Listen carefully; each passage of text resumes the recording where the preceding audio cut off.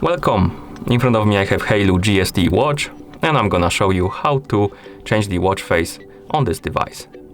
First, we need to wake up the screen on our watch. You can do it by pressing the side button. After you wake up the screen, make sure that you're on the current watch face on the home page and press and hold on the screen to open the watch face menu, like this. Now you can scroll through the list of watch faces by swiping left and right on the screen. Find the watch face you like to use and tap on it to select it and apply it on your watch, like this. You can also change the watch face through settings, so let's swipe down from the top of the screen to open the quick panel, tap on the settings icon to open the settings, and in settings we can select the option called watch face. And this will open the watch face menu. We can scroll through the list again, find the watch face we like to use, tap on it to select it and apply it on our watch.